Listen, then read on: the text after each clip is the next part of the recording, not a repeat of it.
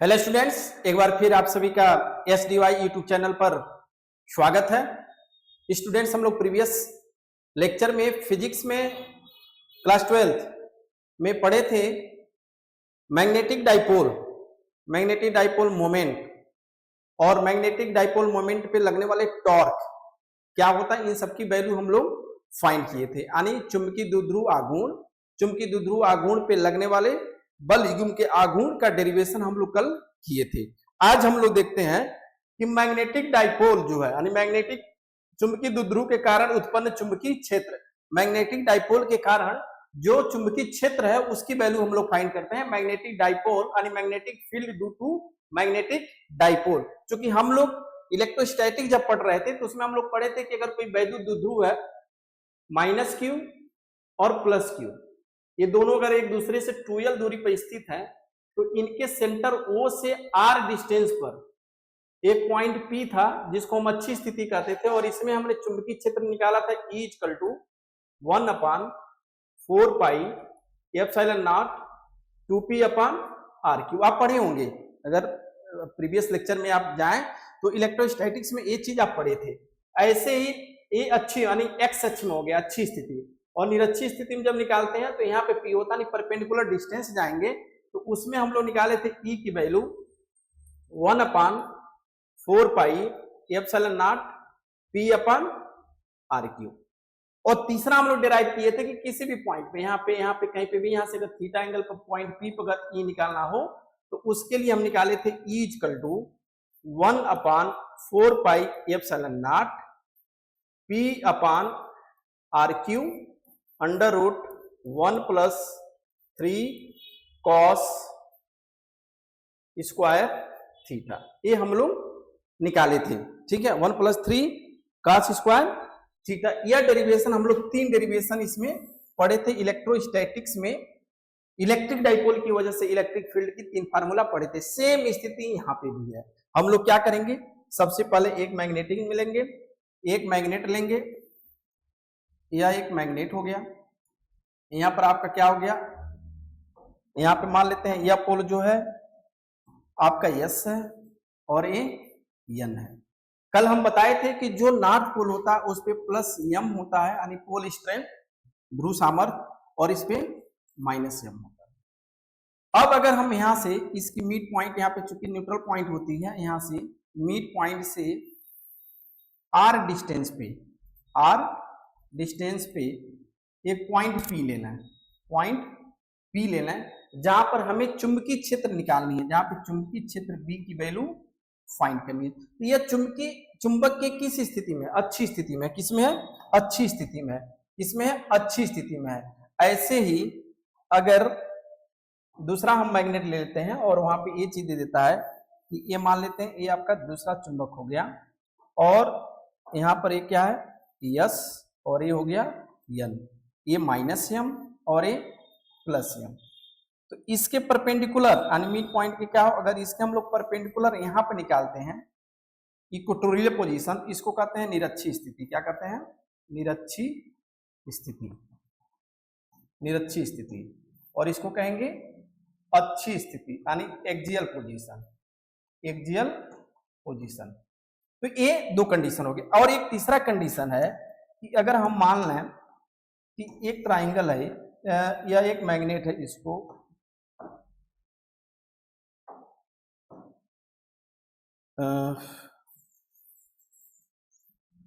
मान लेते हैं कि एक नेक्स्ट अगला मैग्नेट है, ये S हो गया और ये N हो गया।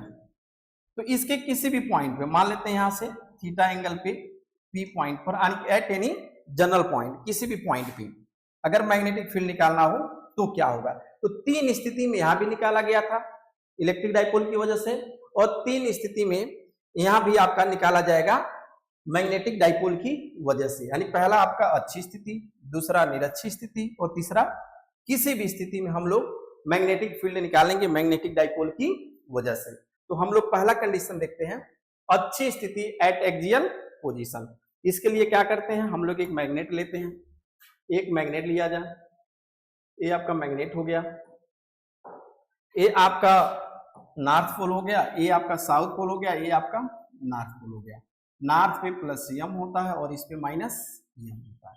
अब इसके मिड पॉइंट यहाँ से r डिस्टेंस पे मान लेते हैं कि एक पॉइंट क्या है P है, जहां हमें b की वैल्यू फाइंड करनी है। क्योंकि आप ये जानते हैं कि ये जो टोटल डिस्टेंस होती है इनके बीच का कितना होता है 2l होता है, तो इसलिए यह जो डिस्टेंस होगा वो कितना होगा l होगा और ये भी कितना होगा l होगा। ठीक है, अब यहाँ पे जो चुंबकीय क्षेत्र होगी इस पोल की वजह से भी होगी और इस पोल की वजह से भी होगी, तो अलग अलग पोल की वजह से हम लोग मैग्नेटिक फील्ड निकालते हैं। मान लेते हैं ये नॉर्थ पोल की वजह से यहाँ पर आपकी वैल्यू कितनी है b1, नॉर्थ पोल से b1 की वजह से निकालेंगे तो इसकी डायरेक्शन किधर होगी इधर होगी और इसको ले लेते हैं b1, और इसके वजह से भी आपको निकालना पड़ेगा, s की वजह से भी यहाँ मैग्नेटिक फील्ड होगी, इसकी वैल्यू आप b2 ले लो, यानी इसकी डायरेक्शन किधर होगी यस, चूंकि नॉर्थ से किधर जाता है साउथ की तरफ, तो नॉर्थ से बाहर की तरफ निकलेगा और साउथ को अंदर की तरफ आएगा, तो ये क्या हो गया b2। ठीक है, अब यहाँ पे एक चीज ध्यान रखिए, डिस्टेंस जब यहाँ से r है और यह डिस्टेंस l है तो यह डिस्टेंस कितना हो गया r माइनस l, और यह डिस्टेंस जब इसमें l ऐड कर देंगे तो यह हो जाएगा r प्लस l। अब अलग अलग पोल की वजह से आप निकाल दीजिए। अगर हम नॉर्थ पोल की वजह से निकालते हैं पॉइंट P पर, तो इसकी वैल्यू होगी b1 और इसकी वैल्यू हो जाएगी क्या mu naught upon 4 pi m upon r minus l का होल स्क्वायर। सेम कंडीशन अगर हम s की वजह से निकालते हैं और इसकी वैल्यू b2 अगर ले लिया जाए तो इसकी वैल्यू क्या हो जाएगी mu naught upon 4 pi m upon r plus l का होल स्क्वायर। यह नॉर्थ पोल की वजह से है जिसकी डायरेक्शन किधर होगी n2p, और दूसरा क्या हो गया p2s, इधर होगा p2s होगा। ये दो कंडीशन हो गए, दोनों की वजह से आप मैग्नेटिक फील्ड निकाल दीजिए। इसलिए नेट मैग्नेटिक फील्ड क्या होगा, नेट यानी परिणामी तीव्रता,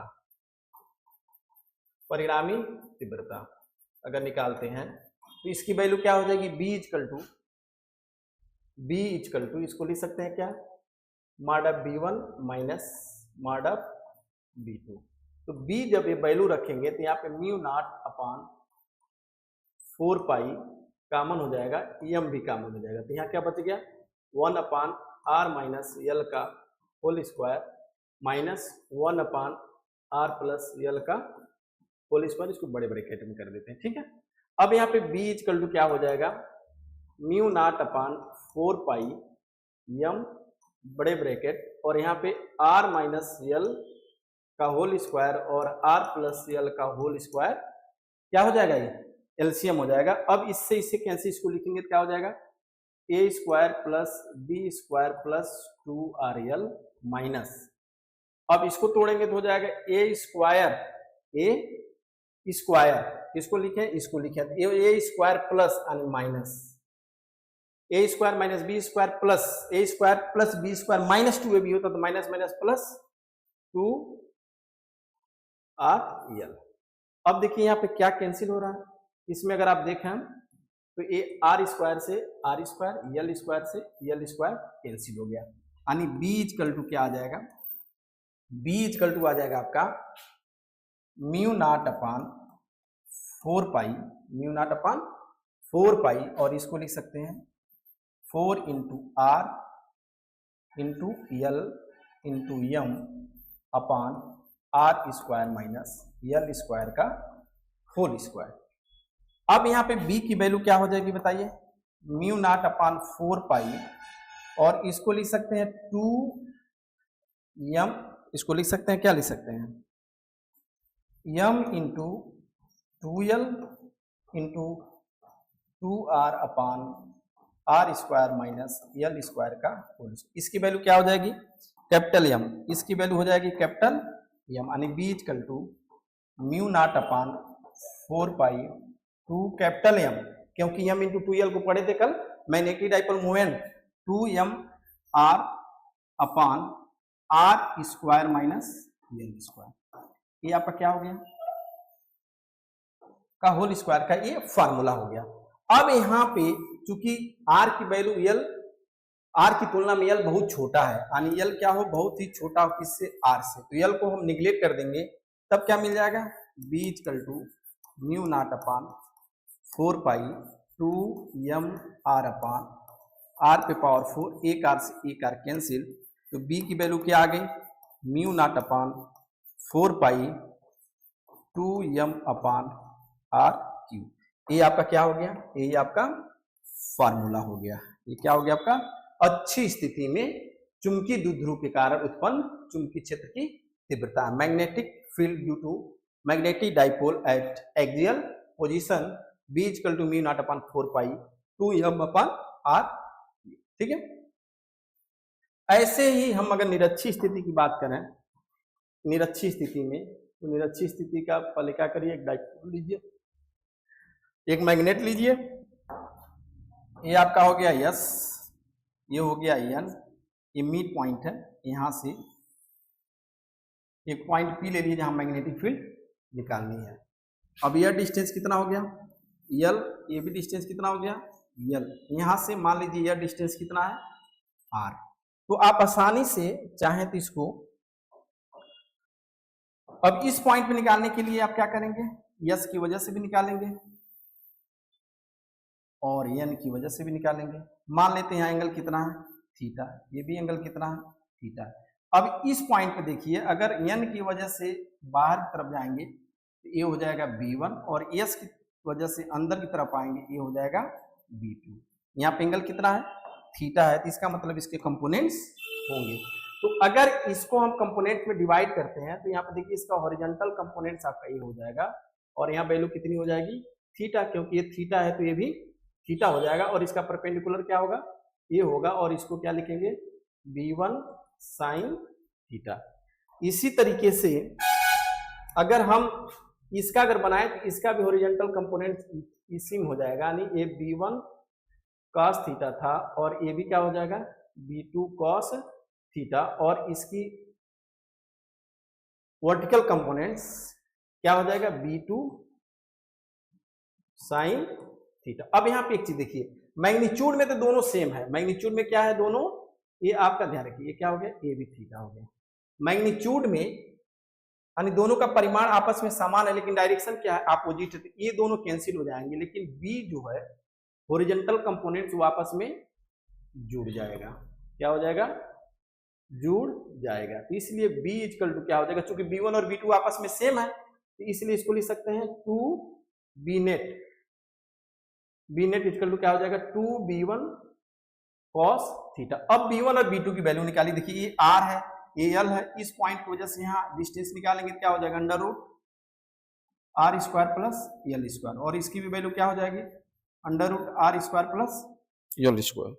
ठीक है, ये दोनों आपका डिस्टेंस हो जाएगा पाइथागोरस थ्योरम से। तो अब इसको अगर आप निकालते हैं तो क्या हो जाएगा b equal to 2 into mu naught upon 4 pi m upon r square plus l square, क्योंकि अंडर रूट करके स्क्वायर करेंगे तो स्क्वायर हट जाएगा इनटू cos थीटा, या इसी को लिख सकते हैं b equal to mu naught upon 4 pi m r square plus l square into cos theta की वैल्यू रखेंगे क्या हो जाएगा आधार, आधार बटे कर्ण, आधार कितना हो गया l upon under root r square plus l square पे क्या लिख सकते हैं 1/2, या इसी को क्या लिख सकते हो देखिए आप mu naught upon 4 pi m into 2l, और इसको लिख सकते हैं r square plus l square पर 3/2 हो जाएगा। या इसी को फाइनली हम आंसर के रूप में क्या लिख सकते हैं b equal to mu naught upon 4 pi m into 2l को क्या लिखेंगे कैपिटल M, क्योंकि मैग्नेटिक डाइपोल मोमेंट हो जाएगा, और इसकी वैल्यू हो गई r square plus l square पे 3/2, ये फार्मूला हो गया। लेकिन चूंकि l r की तुलना में बहुत छोटा है तो अगर l इज लेस देन क्या मान लिया जाए r, तो l निगलेक्ट हो जाएगा, तो निगलेक्ट हो जाएगा तब क्या बचेगा b equal to mu naught upon 4 pi m upon r square पे 3/2, इससे ये हो गया कैंसिल, यानी b इक्वल टू क्या आ गया mu naught upon 4 pi m upon r तो यह आपका हो गया किसमें, एक्सियल कंडीशन में। किसमें, एक्सियल कंडीशन में आपका मैग्नेटिक फील्ड ए हो गया। ऐसे ही अगर हम थर्ड स्थिति निकालें किसमें, किसी भी स्थिति में, ये बहुत सिंपल सा, ये मान लीजिए आपका मैग्नेट हो गया और यहाँ पर जो है ये आपका यस हो गया और ये यन हो गया। अब हम मान लेते हैं कि यहाँ से आर डिस्टेंस पर थीटा एंगल पर पॉइंट पी है जहां पर हमें मैग्नेटिक फील्ड निकालनी है। तो ये अगर हम निकालते हैं, देखिए यहाँ पे दो कंडीशन, इस पॉइंट पे निकालना है तो एक आपका इधर हो जाएगा आर की डायरेक्शन में बी आर, और एक इसका एक परपेंडिकुलर कंपोनेंट हो जाएगा क्या, बी। परपेंडिकुलर डिस्टेंस क्या लिख सकते हैं इसको,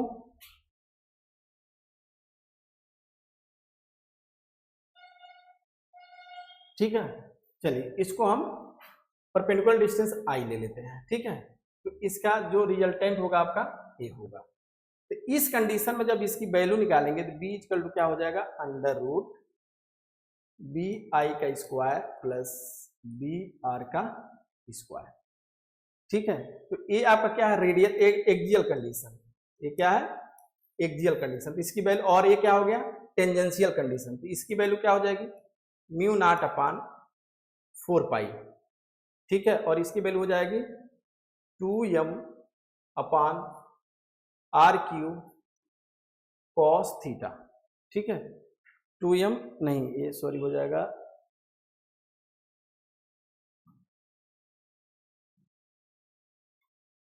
4 pi m upon R cube sine theta plus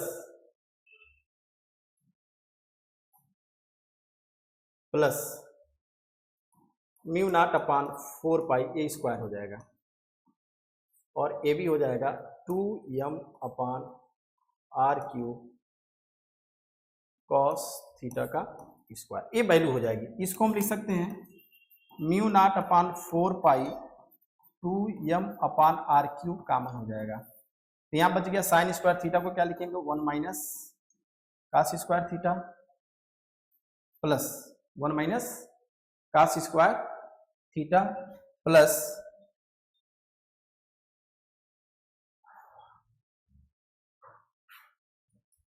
यहाँ गलत हो रहा है, यहाँ पर यम कॉमन ले लीजिए, क्या हो जाएगा यम अपान आर क्यू, और यहाँ क्या बच गया under root sine square theta लिख सकते हैं 1 minus cos square theta plus इसको लिख सकते हैं 4 कास स्क्वायर थीटा, या इसी को लिख सकते हैं mu naught upon 4 pi m upon R cube, और यहाँ इसकी वैल्यू क्या हो जाएगी 4 cos square theta minus cos square theta करेंगे तो हो जाएगा 1 प्लस 3 कॉस स्क्वायर थीटा। तो ये आपका क्या हो गया, फार्मूला हो गया किसी भी कंडीशन पे मैग्नेटिक फील्ड का फार्मूला हो गया। जैसे उसमें पढ़े थे E equal to 1/4 pi epsilon naught P upon R की 1 प्लस 3 कास स्क्वायर थीटा। अब इसमें अगर आप समझना चाहें तो अगर हम एक्सियल कंडीशन में कहें तो थीटा इक्वल टू क्या हो जाएगा 0। तो जब थीटा 0 रखोगे तो इसकी वैल्यू 1 हो जाएगी, 3 और 1 4, और फिर वैल्यू आ जाएगी क्या एक्सियल कंडीशन में, ये मान लेते हैं इसकी वैल्यू हो जाएगी म्यू नॉट अपान 4 पाई और 2m अपान आर क्यू।